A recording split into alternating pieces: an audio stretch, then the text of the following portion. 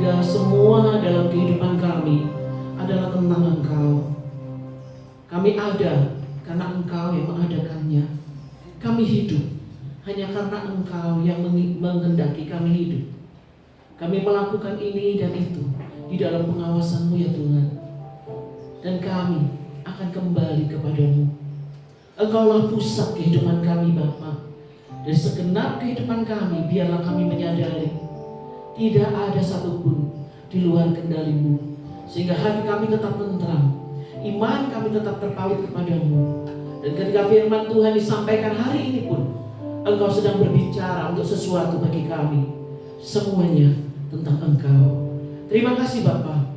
Kami menyiapkan hati kami menyiapkan firman Tuhan. Inilah kekuatan dalam kehidupan kami ketika kami berada dalam hadirat Tuhan. Di dalam nama Tuhan Yesus kami berdoa, terpujilah Allah. Haleluya. Amin. Tuhan, silakan duduk saudara yang dikasih.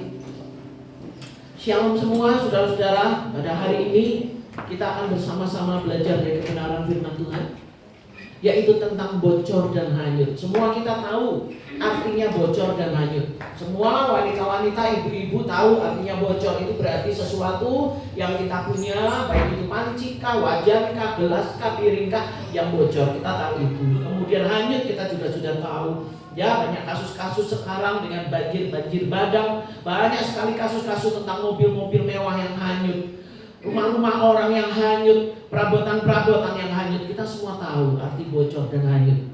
Tetapi hari ini kita akan berbicara tentang bocor dan hanyut mengenai firman Tuhan.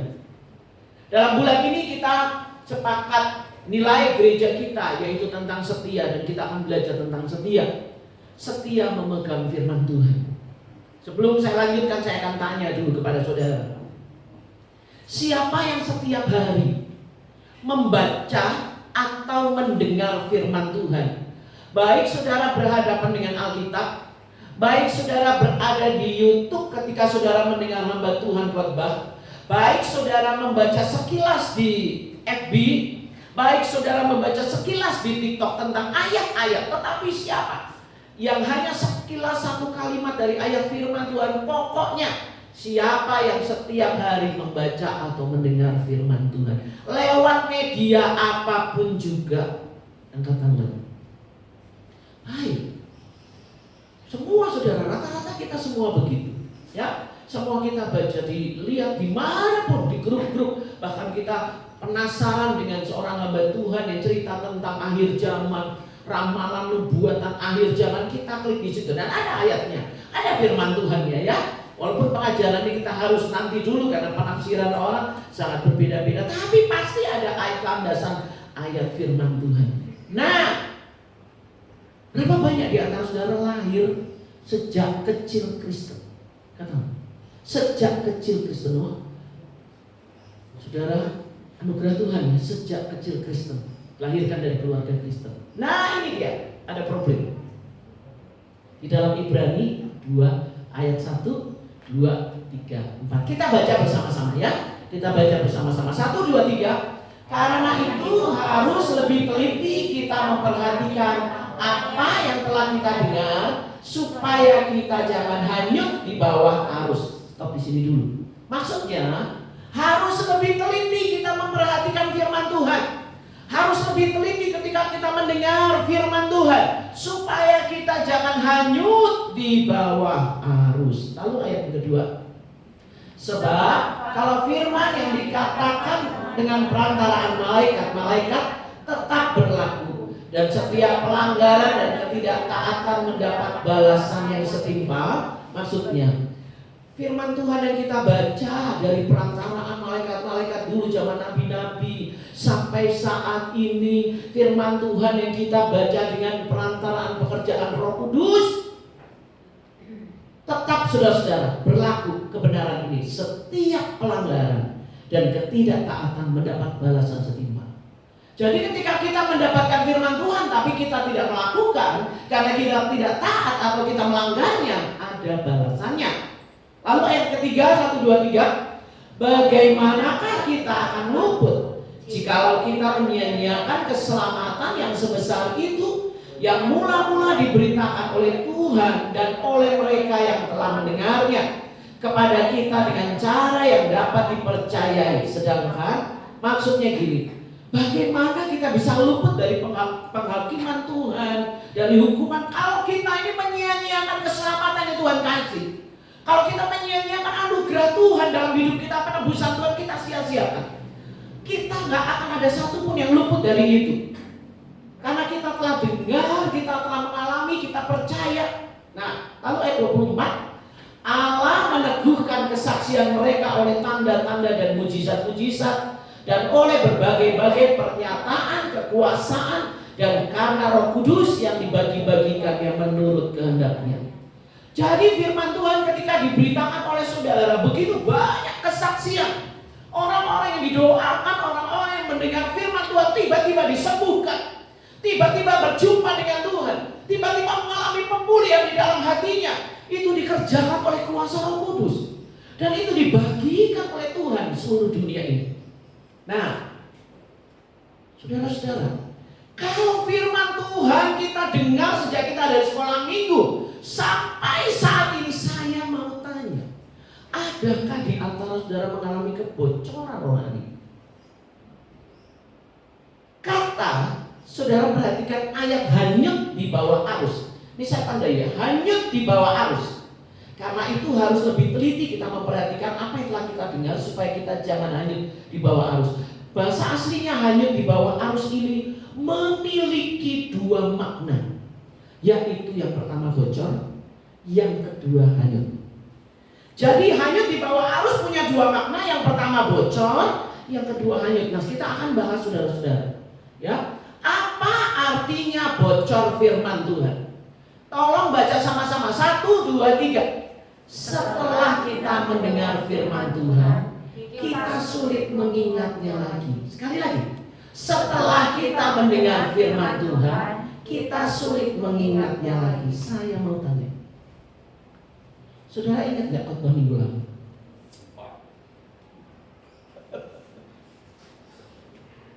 Ketika hamba Tuhan khotbah, amin, haleluya, yes, amin, percaya Tuhan, amin. Saya berdiri sekarang, saudara ingat gak khotbah minggu yang lalu? Lain. Saya sudah dengar firman Tuhan, saya sudah mengaminkan, tapi kenapa ya? Kok nggak ingat ya? Saudara ingat nggak saat teduh saudara 3 hari yang lalu? Tuhan bicara saudara tentang firman Tuhan. Apa saudara ingat? Enggak saudara. Banyak orang yang lupa loh. Ini namanya bocor firman Tuhan. Sama-sama katakan, ini namanya bocor firman Tuhan. Yaitu, baca di bawahnya, setelah kita mendengar firman Tuhan, kita sulit mengingatnya lagi. Jangan berkata ya, otak saya tidak mampu mengingat firman Tuhan. Saudara-saudara, tapi memang kenyataannya iya. Bahkan kita tuh gak ingat khotbah minggu lalu apa. Kita gak ingat saat teduh 5 hari yang lalu apa. Kita gak ingat waktu kita mendengar, kita mendapatkan ayat pertama kali yang membuat kita bertobat apa. Kita gak ingat Filipi 4 ayat 13. Kita gak ingat Yohanes 3 ayat 16 secara persis apa, padahal itu ayat tentang penyinjilan di seluruh dunia paling sering dibicarakan. Kita gak ingat tentang rahasia Yohanes 1 ayat 1 kedalaman tentang siapa Tuhan Kristus Yesus kita. Gak ingat. Siapa yang ingat khotbah Natal tahun lalu? Wah saudara, pelayanan semangatnya luar biasa. Jadi singer main drama. Saya tanya siapa yang ingat? Bahkan ada yang main drama di situ, ada Eki main drama. Iin main drama. Saudara ingat Eki-nya? Saudara ingat Iin ketika diingat? Waktu Eki mencut-mencutin main. Tapi firman Tuhan ingat? Siapa ingat tentang ayat berkat dan kutuk? Makanya begitu banyak di antara kita yang gak nyadar itu sudah mulai deket-deketin kutuk. Karena kita tidak ingat apa itu berkat dan apa itu kutuk.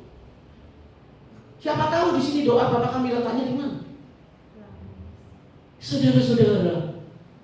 Wah memang makanya kan otak saya kan tidak mampu kan menerima semua firman Tuhan, gak mampu. Firman Tuhan begitu besar, hebat, dahsyat, gak mampu otak saya belum. Saudara-saudara, kalau saudara ngomong begitu ya, otak saya tidak mampu ingat firman Tuhan. Saudara ingat, anak saudara yang lahir 30 tahun yang lalu, ingat bidannya siapa? Nama yang ngasih siapa? Itu omanya ngasih nama pertama, tantenya ngasih nama kedua, papanya ngasih nama ketiga, kemudian tetangganya ngasih nama keempat. Saudara ingat? Saya ingat ketika ayah saya mabuk dan saya dipukuli sama bapak saya. Itu kejadian sudah 25 tahun yang lalu. Ingat. Saya mengingat semua dan tidak bisa melupakan kesalahan orang itu. Sampai begitu nendengnya, pahitnya. Saya ingat kata-kata ayah dan ibu saya menyakitkan saya. Saya ingat. Padahal saudara lupa. Dari kecil sampai besar dikasih makan, disekolahkan, disayang-sayang. Tapi begitu papa dan mama ngomongnya lagi, saudara ingat kata-katanya, lupa semua kasih sayang. Siapa yang ingat wajah pacar pertama saudara? Angguk kepala.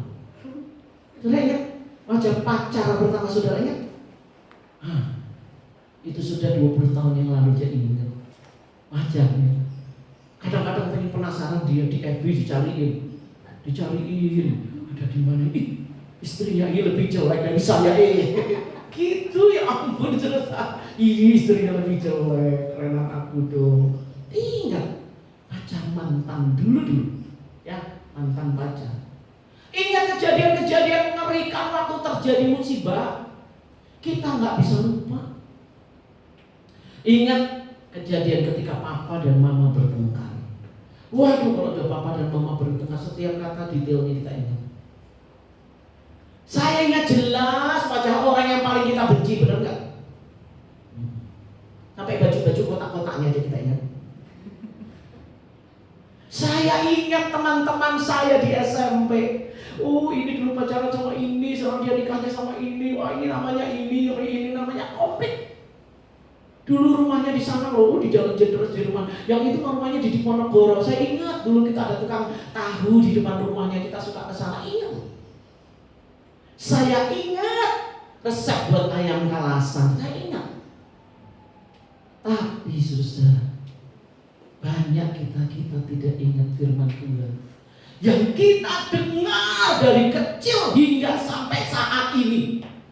Gak ingat. Betul? Sampai di sini pikir betul nggak? Ya kan? Betul. Nah, itu namanya bocor firman Tuhan. Baca sama-sama 1, 2, 3. Semua perkara yang lainnya dapat diingatnya, tetapi perkara mengenai Kristus telah habis bocor. Hati kita hanya memikirkan kepentingan kita. Hal tentang Kristus diabaikan. Saudara, di masa pandemi ini saya melihat sebuah fenomena, ya. Kalau saudara tersinggung, haleluya, berarti saudara peka, ya. Saudara kalau tersinggung, haleluya, karena saudara peka, berarti oh iya, saya sedang peka di hati saya, karena saya tersinggung. Orang berani memilih bersama dengan teman-temannya pergi makan-makan, tapi untuk ke gereja bilang nanti ketularan COVID loh. Jangan ke gereja, COVID. Di gereja semua pakai masker. Saudara makan dengan teman-teman itu semua buka masker, makan-makan. Lebih berani makan-makan. Kenapa? Sedangkan makan-makan itu saudara makan, cuman beberapa menit setelah itu saudara buang. Tapi firman Tuhan itu kekal nilainya sampai kekekalan.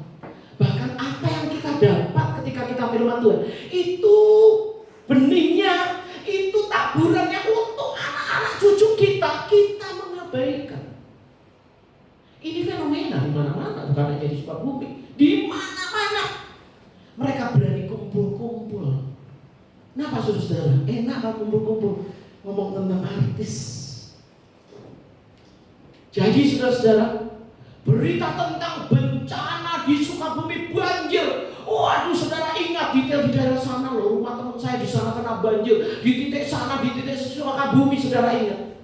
Tetapi saudara nggak ingat tentang firman Tuhan yang mengatakan tanda-tanda di akhir zaman itu apa saja? Kita sibuk tentang bencana Sukabumi, lupa bahwa ini orang bijak akan ingat tanda-tanda akhir zaman. Banjir bagian dari tanda-tanda akhir zaman. Saudara hafal betul perjalanan hidup Ari Lasso. Sekarang dia kena kanker langka. Kasak-kusuk Ari Lasso kasihan loh. Istrinya ternyata muslim loh. Wah gini dia punya anak ini. Loh sekarang lagi diangkatin keluarga Ari Lasso. Wah saudara apa nama anaknya Ari Lasso, sakit langkanya Ari Lasso, kanker dan segala macam. Tapi khotbahnya Bapak Pendeta Richard Lasso, saudara tidak ingat? Saudara, padahal kisah tentang Ari Lasso yang kanker langka itu hanya sampai di pengetahuan kita. Tetapi khotbah itu sampai kepada kekekalan.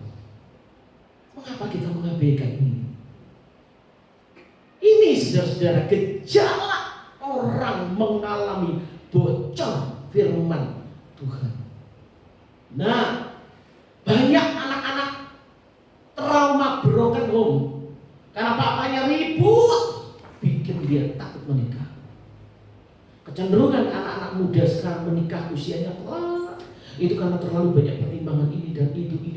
Mereka tidak melihat teladan rumah tangga yang baik, bikin hatinya takut. Dalam pelayanan konseling saya banyak menemukan anak-anak dengan kasus seperti ini. Saya nggak mau menikah, Bu. Kenapa? Enggak. Saya takut lihat papa dan mama berantem kayak gitu. Saya takut saya ngalamin itu. Saya sakit sebagai anak. Saya takut kalau anak-anak saya nanti mengalami rasa sakit seperti saya alami. Mendingan gak usah nikah. Nah, makanya akhirnya gejala free sex itu menjadi sebuah gejala yang biasa. Karena mereka mendapatkan jawabannya di free sex. Kenapa? Trauma broken home. Anak-anak yang hidup pernah jatuh dalam kemiskinan dan itu menyebabkan trauma, menjadi seorang yang gila kerja karena dia takut miskin. Gila kerja sampai larut malam. Karena apa? Saya nggak mau miskin. Dulu kami miskin, kami dihina-hina sama tetangga, dihina-hina keluarga besar, dihina-hina di kampung. Sekarang saya harus buktikan saya bisa jadi orang kaya. Jadi gila kerja. Gila kerjanya, uang yang dia dapat, status jabatan yang hebat, hanya digerakkan oleh trauma. Bukan karena dia menyadari saya harus bekerja, saya harus mendapatkan hasil, saya harus. Karena ini waktu saya, nanti satu saat waktu itu berlalu, Tuhan menganugerahkan saya kerjaan, saya akan bekerja dengan maksimal. Enggak begitu.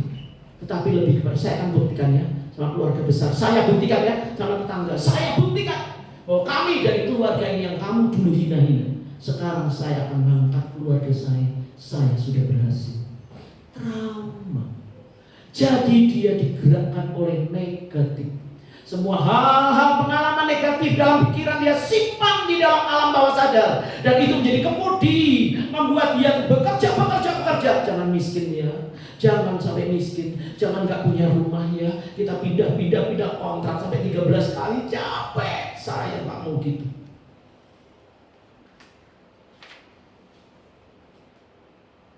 Mengapa? Hal negatif lebih nyangkut di otak kita daripada hal-hal positif. Saya kasih contoh. Namanya Hana. Tiba-tiba dia dapat lotre 500 juta. Waduh, begitu dia dapat lotre dihubungi, ada surat resmi yang mengatakan, bukan saudara-saudara jangan percaya ya sekarang lotre di handphone, dengan ini saudara mendapat 70 juta. Jangan percaya dulu, ini mah lotre beneran ceritanya, lotre beneran. Wah dia dapat 500 juta, wah dia teriak-teriak keliling, wah WA kemana-mana. Makanya orang kalau dapat lotre begitu banyak, langsung banyak sahabat teman, karena dia pengumuman. Banyak orang langsung datang karena dia pengumuman. Sudah kalau saudara dapat lotre, diam. Datang Pak Richard, saya dapat lotre. Pak Richard jangan ngomong-ngomong ya, tolong doakan 500 juta, doakan supaya Tuhan tolong saya punya hikmat untuk mengelolanya. Ini enggak, saudara pengumuman, mono. Sore dapat lotre, pasang status, dapat lotre 500 juta.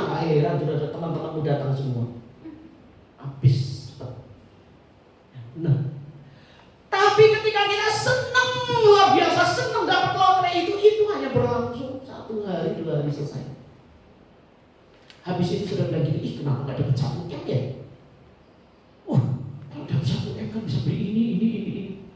Habis itu hilang. Tapi begitu suami saudara, istri saudara, anak saudara menyakiti hatimu, engkau ingatnya berpuluh-puluh tahun. Lotrenya cuma ingat 2 hari. Hal yang positifnya cuma ingat 2 hari. Tapi omongan yang nyelekit itu ingatnya berpuluh-puluh tahun. Kenapa? Yang pertama, akibat kejatuhan manusia dalam dosa, otak manusia pun mengalami penurunan kemuliaan, mengalami penurunan dan masuk kepada wilayah area kematian rohani. Kejadian 2 ayat 16. Lalu Tuhan Allah memberi perintah ini kepada manusia, semua pohon dalam taman ini boleh kau makan buahnya dengan bebas, tetapi pohon pengetahuan tentang yang baik dan yang jahat itu janganlah kau makan buahnya, sebab pada hari engkau memakannya pastilah engkau mati. Saat Hawa ngambil buah itu dan memberikannya kepada Adam dan mereka makan bersama-sama, mereka tidak tercekik lalu mati, enggak. Mereka tetap hidup, mereka tetap bisa melakukan ini dan itu. Tetapi dalam tubuh mereka masuk kematian, masuk sakit penyakit, masuk kesulitan, masuk. Saya mau tanya, waktu Tuhan menciptakan manusia, Tuhan mengatakan Adam itu apa? Baik adanya, semua baik. Dan kemudian berkata, jangan ya makan buah pengetahuan baik dan jahat. Begitu engkau yang kuciptakan baik ini makan buah itu, maka engkau akan mengalami kematian. Makanya tidak heran saudara dulu manusia berumur 900 tahun, turun menjadi 800, turun menjadi 700, turun menjadi 80. Dan sekarang saudara-saudara turun, manusia mulai menciptakan suplemen untuk panjang umur, tetapi tubuh kita mengalami penurunan, termasuk otak kita, kehilangan kemuliaan Allah. Jadi tidak heran jika kalau otak kita itu kemudian bukan menyimpan kemuliaan lagi, tetapi menyimpan hal-hal yang negatif. Hal yang kedua, panah api si jahat. Saudara, panah api si jahat ini semua kita punya panah api si jahat. Siapa di sini yang tahu panah api si jahat itu seperti apa bentuknya?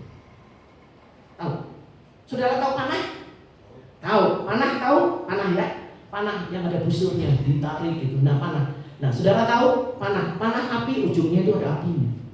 Jadi kalau panah api itu direntangkan, lalu dia ke satu media, itu medianya kertas, wah langsung terbakar, saudara. Medianya kayu, langsung terbakar. Nah, panah api si jahat ini adalah pikiran-pikiran negatif. Misalnya, saudara masuk kantor, lalu lihat teman saudara ngangkat mata lihat saudara, lalu manyun. Saudara langsung bilang gini, kenapa dia merengkutin saya? Emang saya salah apa dia? Datang merengkut. Emang saya salah apa? Lu ya jangan jadi gara-gara sama gue ya. Datang padahal dia lagi sakit gigi, saudara-saudara. Lagi sakit gigi, nyot, dia lagi mikir, aku harus ke dokter gigi. Jadi dia ngangkat kepala, nggak fokus. Panah api si jahat. Gara-gara dia teman mengangkat, terus langsung dia menunjuk lagi. Setan panah api itu bilang gini, dia nggak senang sama kamu tuh, nggak senang sama kamu. Itu panah api si jahat. Nah, kebanyakan kita begitu dapat panah api si jahat, saudara, itu problemnya bukan hanya di Sukabumi ya. Di seluruh dunia problem ini jadi setiap hari panah api si jahat itu menyerbu semua anak-anak Tuhan. Dan sehari itu bukan cuma panah 1 kali, enggak. Bisa ratusan. Ke tetangga, ke anak, ke mama, ke mertua, ke suami, ke istri, ke guru, ke tukang sayur, waduh saudara-saudara, ke teman kerja, ke mana-mana banyak panah api si jahat. Sampai saudara capek. Kebakar emosi. Tuhan berkata apa? Dalam Efesus 6 ayat 16. Dalam segala keadaan, ingat, dalam segala keadaan, bukan hanya di gereja, tapi di sekolah juga, di pasar, di mana, di tempat bisnis pekerjaan. Dalam segala keadaan gunakan perisai iman. Jadi perisai iman itu jangan disimpan. Saudara, perisai-perisai para pahlawan zaman dulu adalah perisai terbuat dari kulit. Lalu mereka itu rajin meminyaki supaya kilat sekali mengkilat. Jadi kalau ada panah api dari musuh mereka, itu meleset. Banyak anak-anak Tuhan perisai imannya ditaruh. Tidak pernah diminyaki, diurapi dengan firman Tuhan, dengan kuasa Roh Kudus, sudah pernah. Imannya dibiarkan tergeletak. Tidak heran kalau mereka gampang banget disulut sama panah api si jahat. Lukas 18 ayat 8. Aku berkata kepadamu, ia akan segera membenarkan mereka. Akan tetapi, jika anak manusia itu datang, adakah ia mendapati iman di bumi? Kalau anak manusia itu datang, yang pertama dilihat adalah anak-anak Tuhan yang memegang perisainya. Ketika iblis bilang begini, tuh lihat tuh, dia benci sama kamu tuh, itu teman kerjamu benci sama kamu, langsung imannya berkata enggak, dalam nama Yesus saya mengasihi dia, saya sayang sama temanku ini. Itu iman. Oh enggak, dalam nama Yesus itu berita-berita yang gak benar, saya gak mau dengar berita yang gak benar. Dalam nama Yesus, damai sejahtera ya, damai sejahtera, itu iman. Berapa banyak di antara kita yang menanggapi semua berita-berita panah api si jahat dengan iman? Berapa banyak? Apakah aku akan mendapati iman di bumi? Bukan hasil kerja, bukan pelayanan, bukan hebatnya karunia, bukan. Tuhan bilang, apakah aku dapati kamu memegang perisai imanmu? Ketika panah api itu datang, engkau tetap berdiri untuk menangking semua dengan kebenaran, damai sejahtera, dan kasih. Jadi hati-hati dengan panah si jahat, saudara-saudara. Firman Allah berkata bahwa musuh kita itu bukan teman kita, musuh kita bukan anak kita, mertua, tetangga, bukan. Musuh kita itu loh kuasa kegelapan yang memberikan panah-panah api. Jadi jangan salah fokus. Kita bantayin semua. Itu orang-orang yang buat kita nggak senang. Ini kelompok yang saya senang ini, orang itu saya nggak senang, bantai semua. Kalau Tuhan datang, pas kita lagi seperti itu. Saudara-saudara, sekalipun kita sudah Kristen, Tuhan berkata yang salahnya satu. Kamu pakai perisai iman atau enggak? Nah, jadi hati-hati saudara-saudara. Hati-hati. Setiap kali kita mendapat ini, mendapat itu, langsung imanmu naik. Damai sejahtera. Tuhan, saya harus dengar ini. Oke, thank you. Berarti Tuhan melatih saya untuk keluar. Tuhan melatih saya untuk bersyukur. Tuhan melatih saya untuk cakap menghadapinya. Tuhan melatih saya. Oke, saya gak akan lihat mereka Tuhan, tapi saya melihat Engkau. Saya melihat kasih dalam hati saya untuk mereka. Itu iman.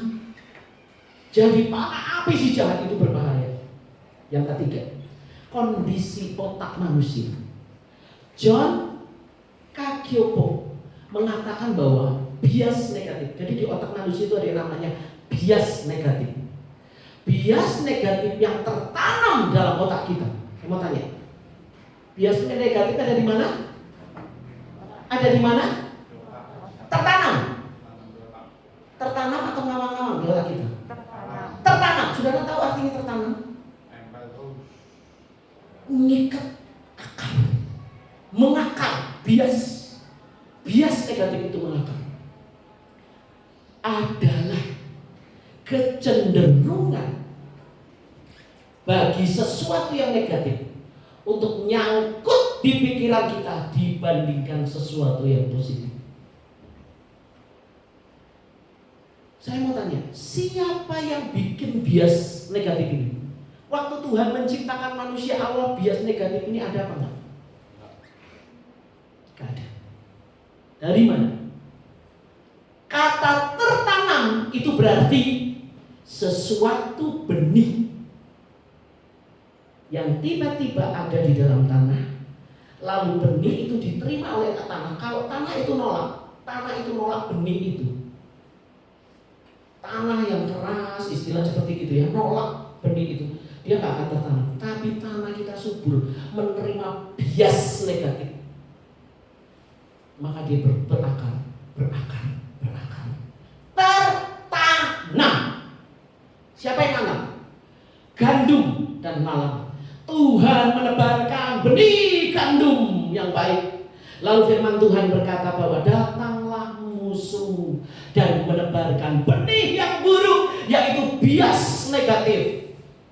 Gak ada yang tahu, malam hari musuh menebarkan bias-bias negatif dalam pikiran kita.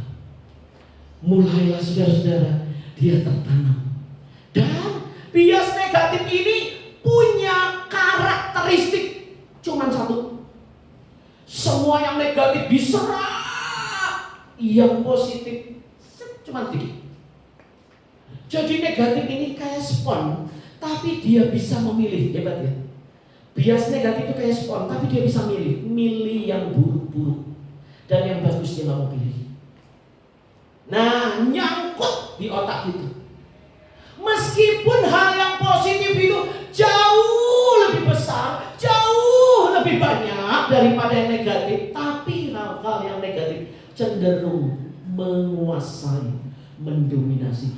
Makanya jangan heran kalau saudara bilang begini, ini orang sudah ditolongin sama saya ya, ditolongin berkali-kali, saya udah nolongin ratusan kali, tapi begitu saya satu kali gak nolongin dia, marahnya luar biasa. Saudara jangan komplain, itu ada di otak kita juga. Loh, kita juga berlaku begitu kok. Ingat orang tua, apa yang mereka tabur. Ada salahnya orang tua, tapi masih lebih banyak apa yang mereka tabur buat kita. Kita hanya mengingat semua yang buruk. Kan teman-teman kita juga gitu. Baik. Begitu dia berbuat jahat, waduh sakitnya luar biasa. Hilang semua itu yang ratusan kebaikan. Jangan gitu.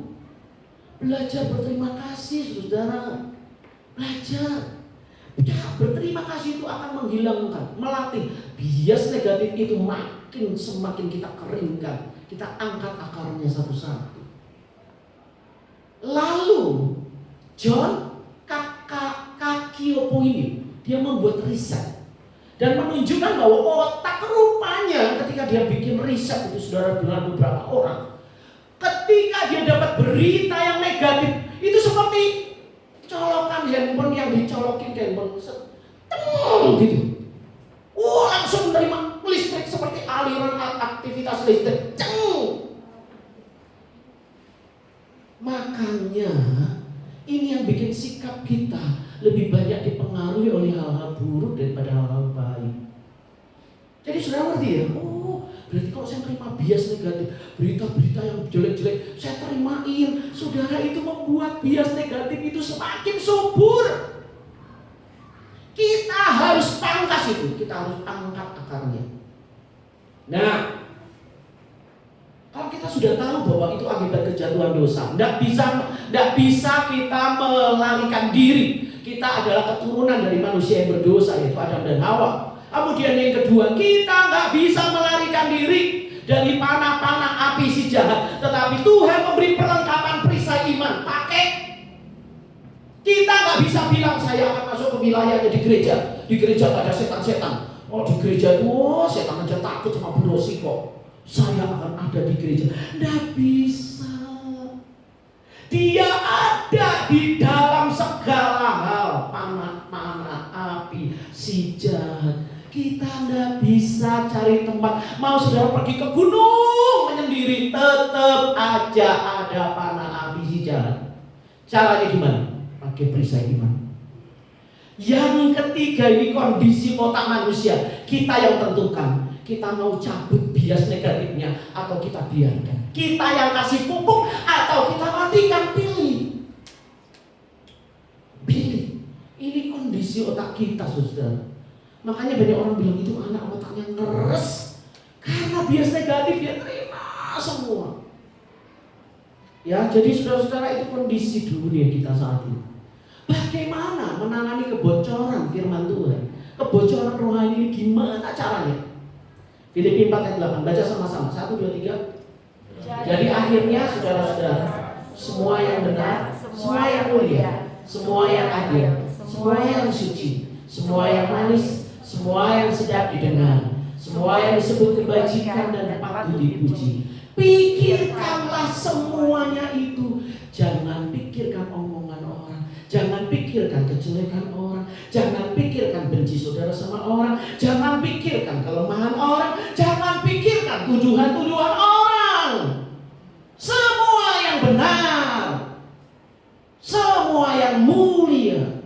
Dan ayat ini saya kagum loh, ketika saya dapat ini ayat ini, bilang Tuhan tuh hebat. Kok Tuhan gak bilang gini, semua yang dalam kehendak Allah, pikirkanlah semuanya itu. Saya yakin kalau Tuhan tulis begini, saudara kan bingung, kehendak Allah itu apa ya? Semua yang dalam kehendak Allah, pikirkanlah semuanya. Saudara kan bingung, tapi ketika dia berkata, semua yang benar, ada benar, ada salah. Pikir, milih mana? Milih salah atau benar? Oh, saya mau milih yang benar. Semua yang mulia, pikiran-pikiran jelek, buruk, menjengkelkan, dan ini pikiran yang mulia. Saya mau hidup bagi Tuhan, saya mau mengasihi orang, saya mau damai sama orang, saya mau hidup benar, itu mulia. Pilih itu. Jangan musuhin orang, jangan menghindar-hindar. Pilih yang mulia. Semua yang adil. Saudara tahu bagaimana caranya adil?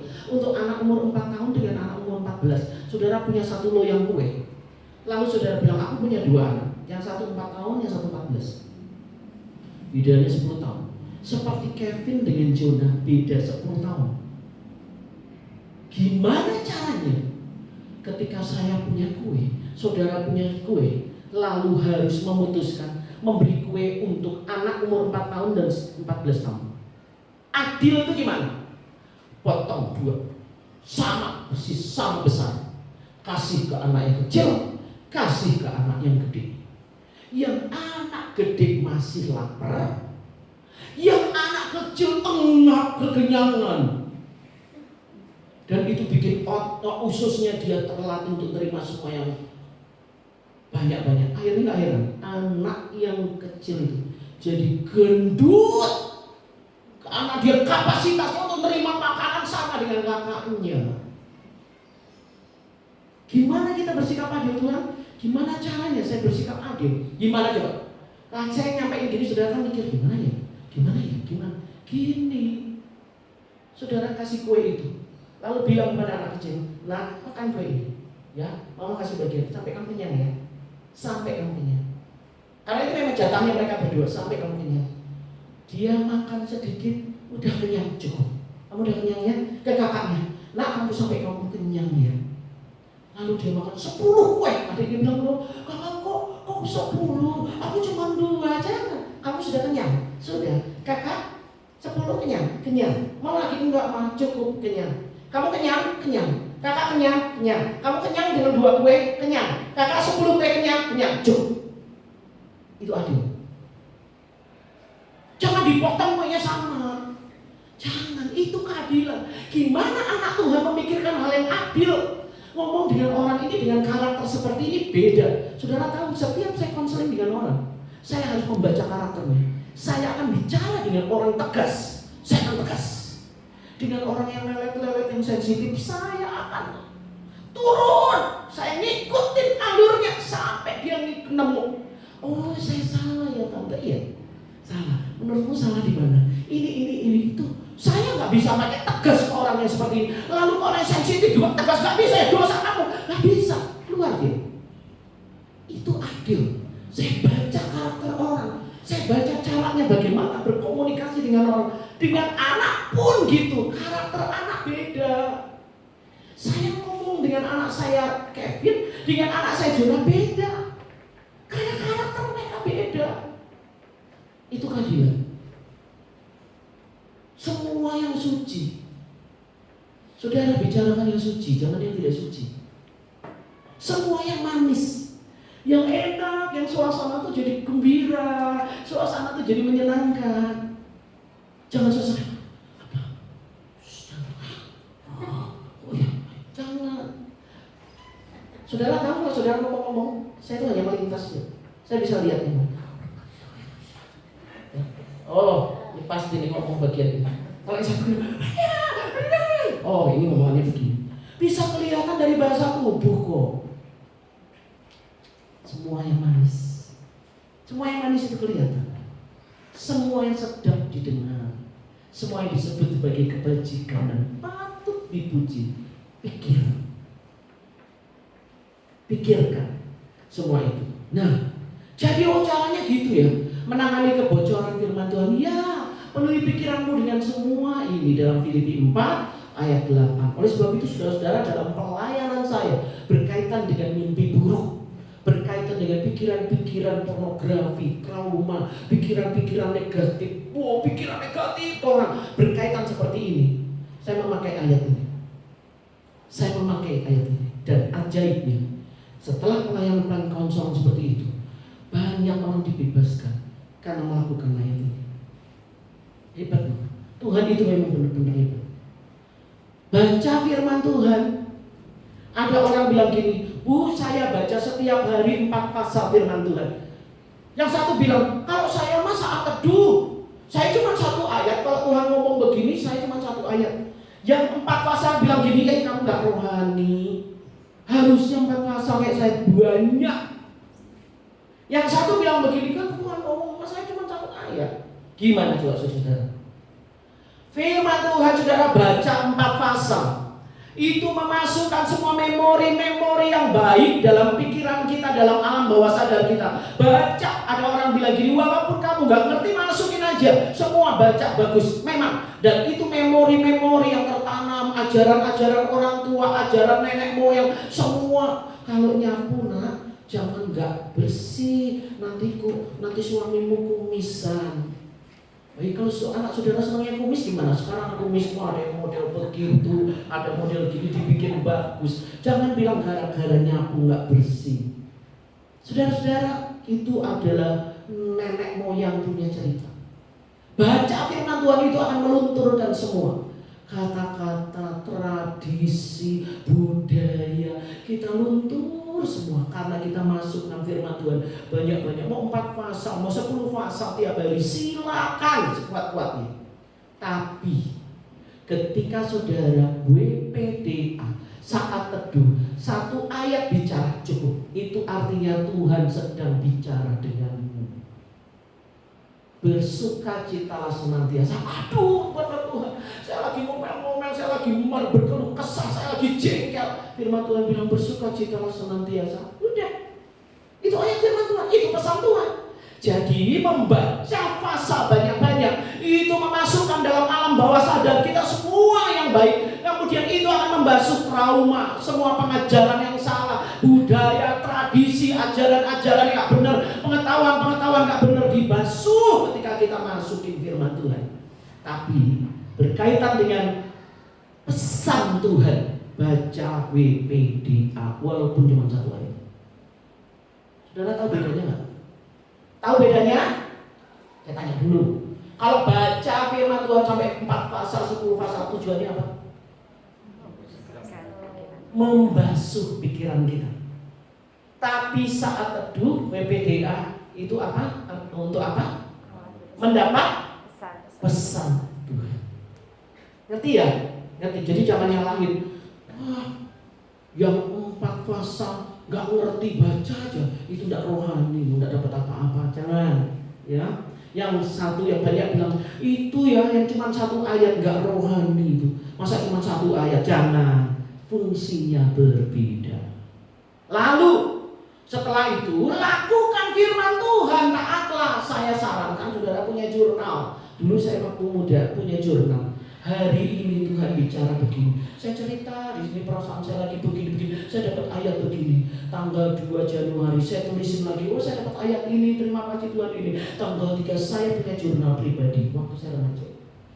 Dan itu sangat membantu. Satu saat ketika saat saya menemukan itu, saya mulai baca lagi, iya ya, saya punya pengalaman dengan Tuhan ini dan itu. Baca, bikin jurnal pribadi berkaitan dengan firman Tuhan yang kita dapat dalam BPDA, lalu lakukan. Itu mengatasi kebocoran rohani. Nah, lalu apa artinya hanyut? Baca sama-sama, 1, 2, 3. Kita tidak punya kekuatan untuk mempertahankan firman Tuhan dalam hati kita. Apa artinya hanyut? Baca lagi. Kita tidak punya kekuatan untuk mempertahankan firman Tuhan dalam hati kita. Waktu kasus banjir-banjir, tiba-tiba viral lah tentang laki-laki ini yang tidur sementara kasurnya dibawa di banjir. Dia tidur aja enak sampai orang ngikutin. Ini tuh banjir, menurut dia tetap aja rasa seperti ayun-ayun oleh ibu, oleh bunda. Rasanya kayak diayun-ayun. Gak tahu itu berhentinya di mana, sadarnya dia gimana? Gak tahu. Memprihatinkan orang seperti ini, saudara. Apa artinya hanyut? Kita itu nggak bisa pegang firman Tuhan. Orang bilang A ngikut A, orang bilang B ngikut B, orang bilang C kita ngikut C. Gak bisa. Tuhan bilang jangan ini, jangan itu. Kita nggak bisa berpegang sama firman Tuhan. Itu artinya hanyut. Ciri-ciri hanyut secara pribadi nggak terasa, saudara. Saudara mulai nggak doa, mulai nggak baca firman Tuhan. Saudara mulai lakukan hal-hal yang salah. Gak kerasa mulai dari kecil. Seorang yang memelihara ular dari kecil dipelihara, dikasih makan, diajak tidur, segala macam, pokoknya ularnya itu mainannya dia. Makin lama makin gede, makin lama makin gede, makin lama makin besar. Dan banyak kisah ketika ular itu menjadi besar, dia meremukkan pemiliknya sendiri yang memberi makan dia puluhan tahun. Dosa pun seperti itu. Ketika kecil kita kasih makan tanpa kita sadar, satu saat dia akan meremukkan kita. Gak kerasa. Lebih baik sadar sekarang. Waduh, saya mulai jauh dari Tuhan. Saya mulai kehilangan hadirat Tuhan. Lebih baik sadar. Kalau saudara sadar saat ini, saudara berarti saudara peka terhadap pekerjaan Roh Kudus. Tidak memiliki tenaga untuk mempertahankan. Gak punya tenaga, pokoknya dibiarin aja. Harusnya ketika kita punya perahu, lalu kita harus melawan arus, kita akan balik arah dan kita melawan, kerja setengah mati untuk melawan arus itu. Anak-anak Tuhan harus berani melawan arus. Harus berani melawan arus. Dia butuh ekstra kekuatan untuk berkata tidak. Saya berpegang kepada kebenaran firman Tuhan, saya akan melakukan. Harus berani bilang tidak. Perlahan-lahan makin jauh dari Tuhan dan semakin merasa tidak perlu Tuhan. Dan kemudian dari tinggi, orang biasanya kalau mengalir itu ya dari tinggi menuju ke rendah. Dari tinggi menuju ke rendah. Dari kehidupan yang mulia menjadi kehidupan yang duniawi. Dari mencari yang kekal mencari yang fana. Satu saat saya melihat sebuah YouTube. Hati-hati dengan air yang bergelombang, hati-hati dengan air yang mengubah arah seperti ini. Saya pikir gini, apa sih maksudnya dengan hati-hati air yang mengubah arah? Jadi gini, ini ada air, harusnya dia lurus ke sana, tapi dia dibengkokkan ke sana. Dia dibengkokkan ke sana. Hati-hati dengan air yang diubahkan. Apa arusnya? Arahnya. Lalu saya perhatikan terus itu YouTube maksudnya mau ngomong apa? Lihat ya saudara-saudara ya. Jadi kalau saudara ada di sungai, lalu seharusnya air itu mengalir ke sana, tapi tiba-tiba dia berubah arah. Perhatikan ini, saya akan lempar sesuatu, lalu dia ambil satu batu, lalu dia lempar ke arah di mana arus itu berubah arah. Seharusnya lurus gitu, dia tiba-tiba bengkok ini. Dia lempar buaya, saudara. Ketika dilempar batu, buaya dibangun. Kita nggak pernah lihat loh arus yang berbahaya dalam kehidupan kita.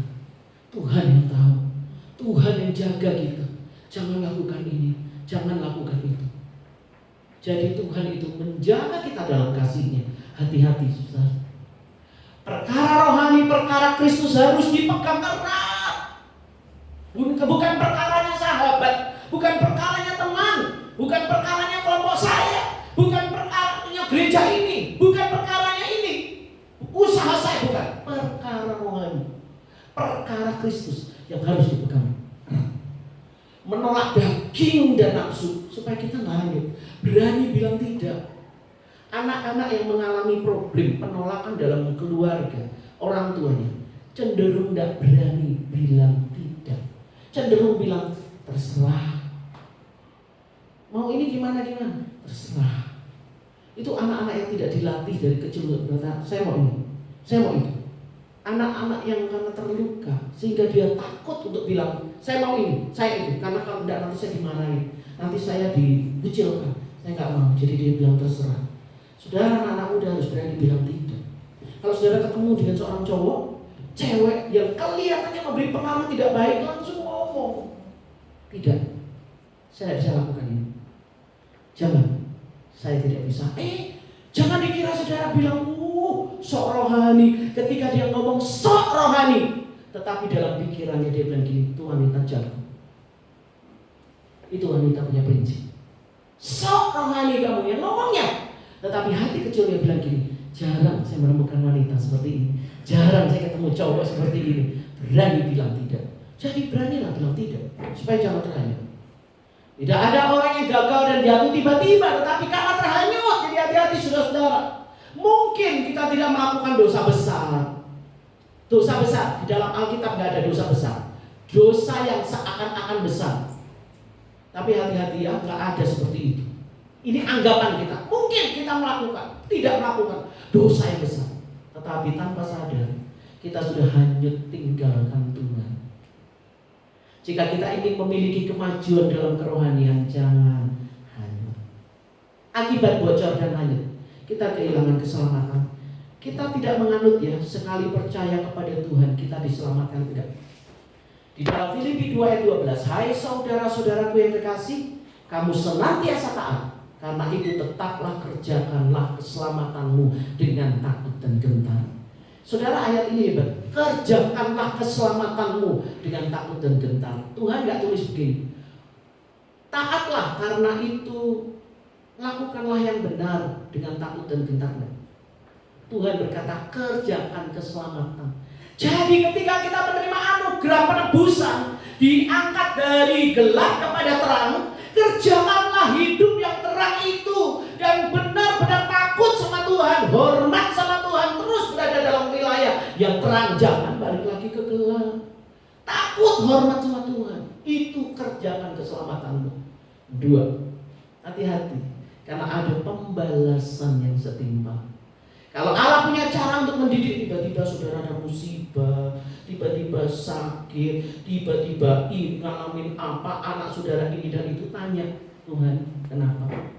Apakah engkau sedang mendidik saya dari sesuatu? Tanya dulu, jangan ngomel, kenapa Tuhan? Tuhan, aku kan melayani Tuhan, aku sudah setia begini, kenapa aku dibikin sakit, ini bantu, tidak anakku begini masalah. Jangan, tanya, Tuhan sedang mendidik saya apa?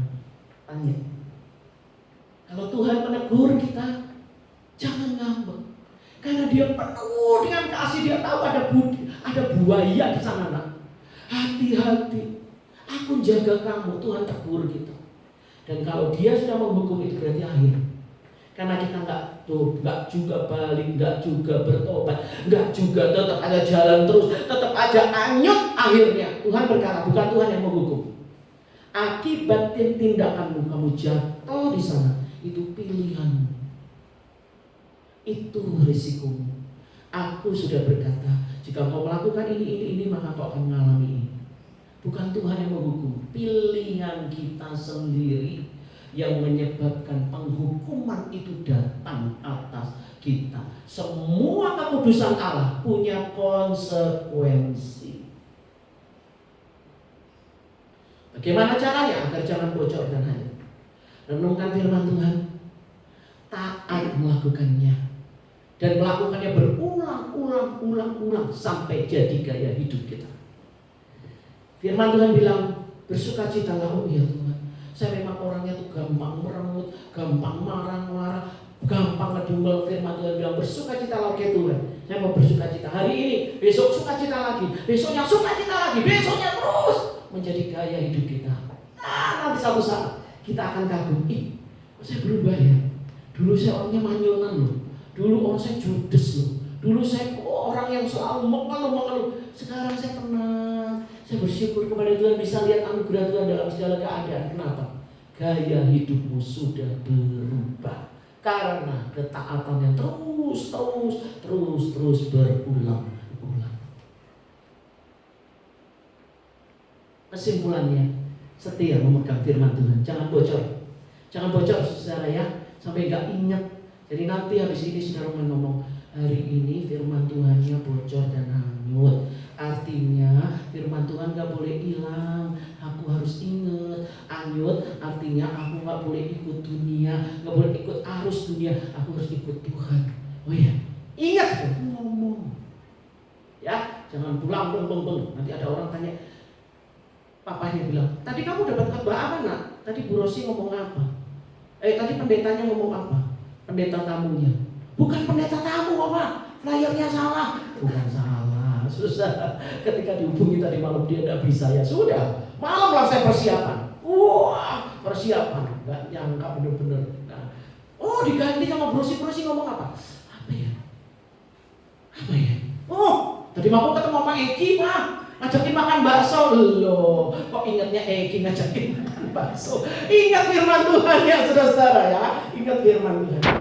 Jadi ketika orang tanya, apa yang kamu dapat? Saya dapat ini, bocor dan hanyut. Apa maksudnya? Saudara jelaskan. Saudara bisa memberkati keluarga, memberkati orang lain yang bertanya. Dan saudara bisa masuk dalam pengalaman penuh di dalam Tuhan setiap hari ketika kita taat. Tuhan memberkati. Mari kita bangkit berdiri, tim musik maju ke depan. Saya mau kita nyanyikan lagu firman-Mu, pelita bagi kakiku, terang bagi jalanku. Tidak ada cara lain untuk